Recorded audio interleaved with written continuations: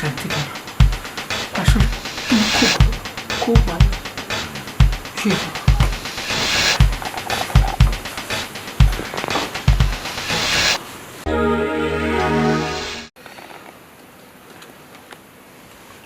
আমার টার্গেট এখন ভাগনা বউ। ওই যে বিয়ের সময় যে দেখছিলাম, আহ কি গদ গুজা বউ, মনে হয় যে সব টাঙ্গাইলের রসগোল্লা। আমার চোখ কিন্তু আর এড়ে নাও হয়ে যাবে। আজকে হঠাৎ মনে পড়ে গেল, যাক তাড়াতাড়ি রওনা দিই, যেভাবে হোক ছলে ফলে কৌশলে ওকে আমার আয়ত্তে আনতে হবে। তারপরে ওটাকে হজম করে বাকি হবে। আর অভিনয় তো আমি পাকাই, আমার তো একটা শেষ ইচ্ছা থাকেই সব জায়গা, যেখানে নজর পড়ে সেখানে গিয়ে হাজির হই। আমার ভাগ্যের কাছে শেষ ইচ্ছাটা নিয়ে আমি যাব, আমি তার বাঁচবো না, আমার এই শেষ ইচ্ছাটা পূরণ করতে হবে। ভাগ্নের কাছে পড়া যাবে না, ভাগ্নির সাথে আলাপ করতে হবে। চাই বেরোয় পড়ি, সকাল সকালে বেরোইলে তাড়াতাড়ি পৌঁছাতে পারবো। নাসিমা, তোমার একটা কথা তো বলা হয় নাই। আমার মামা ফোন করছিল, মামা নাকি খুবই অসুস্থ। ডাক্তার বলছে হ্যাঁ নাকি আর বাঁচব না। বলো কি না, শুই না খুবই খারাপ লাগছে বুঝছো। ছোটবেলা থেকে কোলে ভিডিও করে মানুষ করছে, কত কোলে চড়ছি, কাঁধে চড়ছি। জায়গা ডাক্তার নাকি বলছে বেশি দিন বাঁচবো না। এখন আপনার শেষ ইচ্ছা কি আছে পূরণ করেন। আপনার শেষ ইচ্ছা নাকি আত্মীয় স্বজন যারা আছে যে কদিন বাইচে থাকে তাদের বাড়ি 2-4 দিন করে বেড়াইবে। এখন সবার বাড়ি মোটামুটি বেড়ানো শেষ। এখন শেষ পর্যায়ে নাকি বাইনের কথা মনে পড়ছে, আমার বাসায় আইব, বাড়িতে আইব বেড়াইব লিগে। থাক, লোকটা যেহেতু বাঁচবই না, তার শেষ ইচ্ছা, তুমি আসতে বলো। আমি কইছি যে সমস্যা নাই মামা, তুমি আসো, অসুবিধা নেই। আর আইলে তুমি কইরো, ওই যা কিছু খাইতে টেতে চায় করে দিও। আর ওটা নিয়ে তোমার চিন্তা করতে হবে না। আমার খুব ইচ্ছা, যেহেতু লোকটা বাঁচবই না, সে যা খাইতে চায় আমি নিজ হাতে থেকে রান্না করে খাবো। এইটাই। আর যদি একটু বিরক্ত করতে পারে, শেষ বয়স বুঝো না, রুগী মানুষ, অসুস্থ মানুষ, কি থেকে কি কইব, যদি বিরক্ত করে বিরক্ত হয় না, যা চাই দিও। তুমি আসতে বলো, সমস্যা নেই। ঠিক আছে। আচ্ছা, এই যে আমি কাজে যাও, আমি একটু গোসল আইসি নাকি, চলো তো দেই। চলো। আরে যাই। ও মামা, কেমন আছো? আসসালামু আলাইকুম। ওয়ালাইকুম আসসালাম। ওয়ালাইকুম আসসালাম। মামা তুমি ভালো আছো? হ্যাঁ, ভালো আছি। তোর ফোন দিয়েছিলাম না, এই চলে আসলাম। দেখ তোকে লেগে মনটা খুব পড়তেছে। আইসা খুব ভালো করছে। এই যে তোমার ভাগ্না বউ। ওয়ালাইকুম আসসালাম। ওই যে বিয়ের সময় দেখেছি, আজকে দেখতে আসি। আচ্ছা চলো চলো ভালো ভালো। চলো ঘরে যেয়ে বসি। হ্যাঁ চল।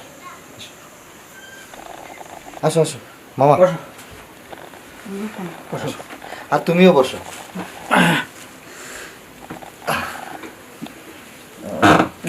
মামা, হ্যাঁ, তোমার আসতে তো খুব একটা কষ্ট হয় নাই? কষ্ট তো হয়, অসুস্থ মানুষ বোঝো না, এখন তো আর ওই আগের মতন বয়স নাই, হাঁটা চলায় খুবই কষ্ট।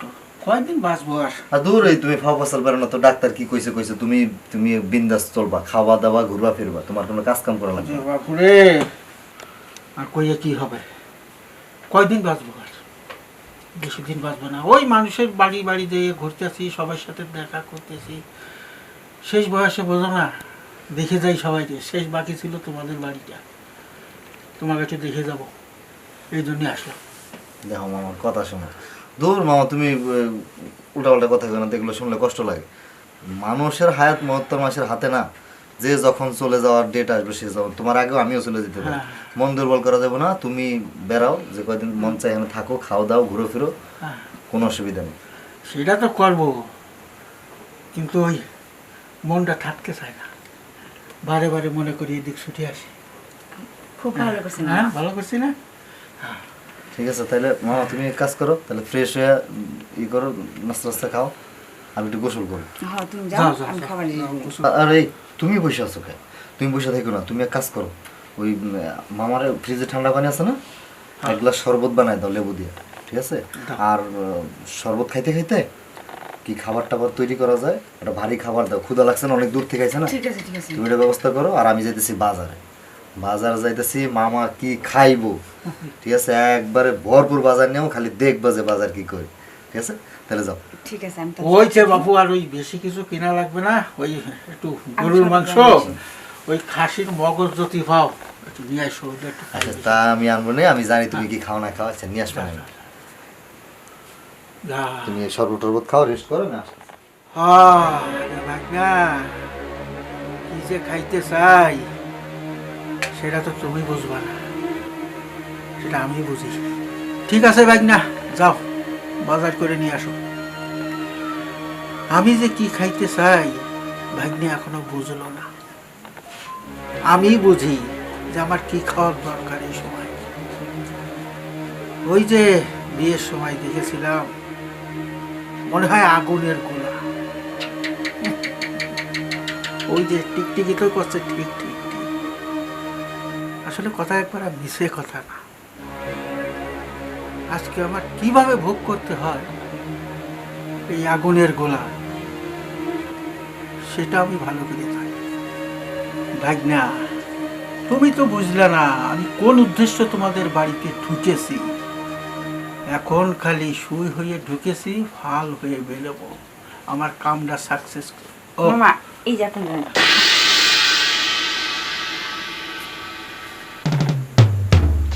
ঠান্ডা একদম লেবুটা টাটকা শরবত।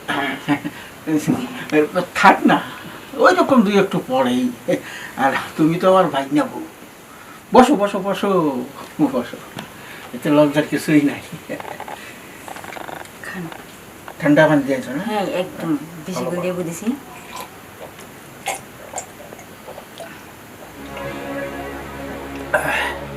একবার মনটা জোড়াই গেল।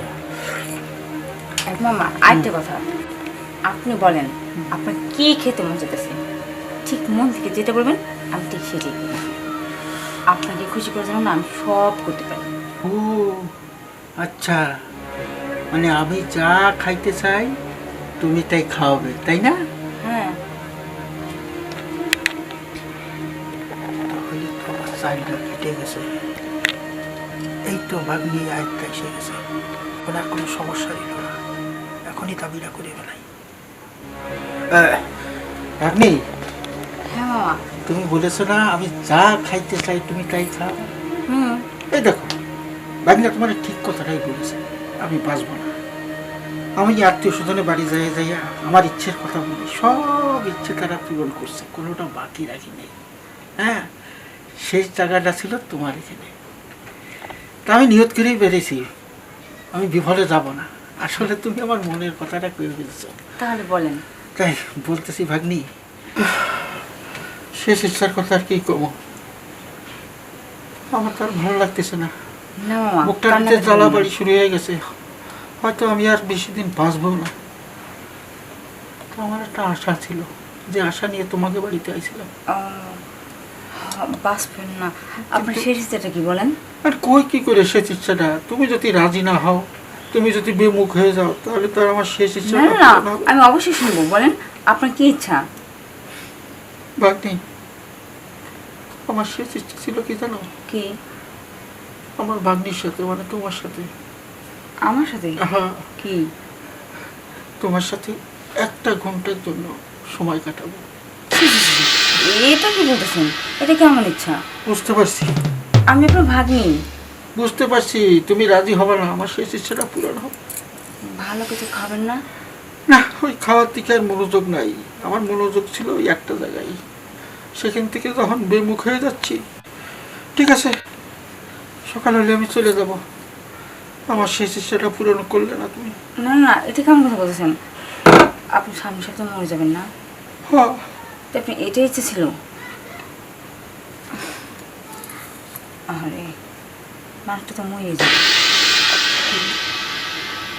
যেহেতু মরে যাবো 7 দিন পর, লোকটার কথা শোনা ভালো, লাভসুস থাকবে। যেহেতু ভালো কিছু রান্না করে দেবো, কোনো কিছু খাবে না, সে আমাকে চায় একটা রাতের জন্য। আর একটা রাত পেলে যদি সে মরার আগে তাকে খুশি করতে পারি, এটা মনে হয় খারাপ কিছু হবে না। কি ভাগ্নি? আচ্ছা মামা, সত্যি সত্যি আমাকে একটা রাতের জন্য পাইলে আপনি অনেক খুশি। অনেক খুশি। এই যে আপনি শেষ ইচ্ছা, এটা আমার শেষ ইচ্ছা। আর ডাক্তার বলছে আপনি বাঁচবেন না 7 দিন না। সব তার আগে চলে যেতে। থাক, কাপড় না, আপনার যে মনের আশাটা আমি সেটাই পূর্ণ করবো। কিন্তু এই বিষয়টা আমার ভাগ্নে জানি না। না না না, ও যেন না জানে, যেহেতু মরিয়ে দেবেন। একটু আমার মনের কষ্টটা তুমি করছো। চলো রুমে যাই, এখনই সাজিয়ে ফেলাই। কোন সময় শেষ হয়ে যায়। চলো।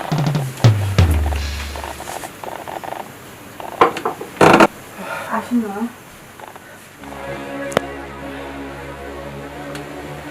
দেখো, আমি মনে মনে কিন্তু অনেক খুশি হয়েছি এবং তোমার মনে মনে দোয়া দিতেছি। সবাই তো আর রাজি হয় না। আসলে তোমার মনটা না, তোমার মনটা খুব উদার। কি করবো, যদি মরে যাবেন। হ্যাঁ, মরে তো যাবো। তা বাইক না এসে পড়তে পারে। ওই তুমি রেডি হয়ে যাও। হ্যাঁ, ঠিক আছে। মনটা শান্তি পাবে। আসলে তুমি খুব ভালো, খুব ভালো। শুয়ে পড়ো।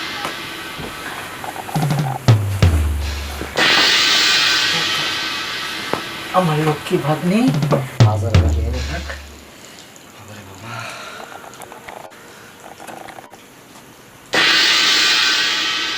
মামা, এসব কি তুমি কি? হ্যাঁ, কি কি মানে? ও, কি- yes, yes, yes, yes, yes. হ্যাঁ, অপদার্থ এগুলো কি করতেছো আমার তুমি? কি দোষ? তুমি তো বলছো যে আমার মামা যা বলে তুমি ঠিক সেটাই শুনবা। উনি তো 7 দিন পর মারাই যাবো, আর ওনার নাকি শেষ ইচ্ছা আমাকে একটা রাতের জন্য কাছে পাওয়া। হ্যাঁ। তাহলে আমার কি দোষ বলো? হ্যাঁ, আমি কি জানি? এই, একদম কথা বলবো না। 7 দিন পরে মরবো।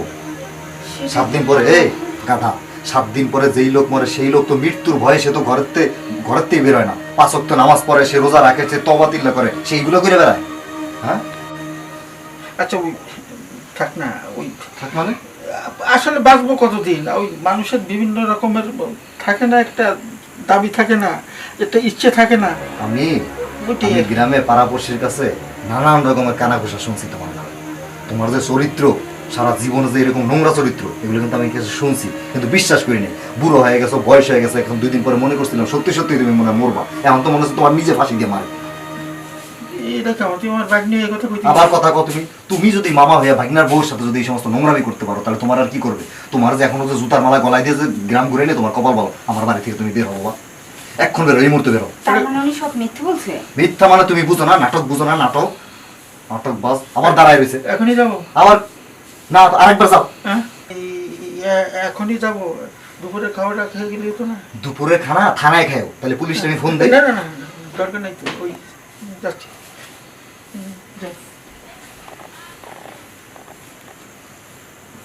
একটু একটু বুদ্ধি মাথায় রাখো। হ্যাঁ? দোষটা বুদ্ধি তো কেমন? বুদ্ধি তো হাঁটুর দিনে করো। তুমি তো বললা যে আমার মামা যা বলে তাই শুনো। তাই বলে আমি যেভাবে আমি আমি খুশি তাই থাকে। বলে আমি এটা বলছি যে তুমি আমার মামার নিচে শুয়ে পড়ো। তারে খুশি করার জন্য সে তো মরে এই চুপ। খুশি করার জন্য মানুষ এগুলো করে। মান ইজ্জত সম্মান তো কিচ্ছু রাখলো না। তোমার মামা এত ভণ্ডতা কে জানে? তো ভণ্ড তুমি বুঝলা না? তোমার একটু বুদ্ধি খাটানো লাগে না? যে একটা লোক মরবো, সেই লোক কেমনি এইগুলো চাইতে পারে? আমি তো কাম জ্বর করে আমার শেষ ইচ্ছা, এই জন্য আবার কথা ভাবলাম বলো। মানুষটা যদি মরে যাবো শেষ ইচ্ছা পূর্ণ করে দিই। আমরা বান্দর বুড়ো হইলে গাছ বাবা বলে না, আর শয়তানও জীবনে শয়তানি ছাড়ে না, মৃত্যুর আগ পর্যন্ত শয়তানি করে, এগুলো হলে সুই শয়তান। থাক, তুমি মন খাপ করো না, আমাকে মাফ করে দাও। আমি আসলে বুঝতে পারিনি, আর তোমার কথা রাখার জন্যই আমি তো এটা করতে চাইছি। হ্যাঁ, চুপ থাকো। আমি আর কোনদিন এরকম করবো না, প্লিজ। তোমায় তো মামা, আর আমি তোমার বউ। হয়েছে, যাও এখন, যাও যাও, ফ্রেশ হয়ে যাও। ঠিক আছে। মহিলা মানুষ, এই সমস্ত মহিলা মানুষের সংসার করা কথা কয় না যে বুদ্ধি থাকে হাঁটুতে, আসলেই তাই। সভ্য একটা। আমি আব্বার কাছে কমু তো ফোন দিয়ে সব কিছু।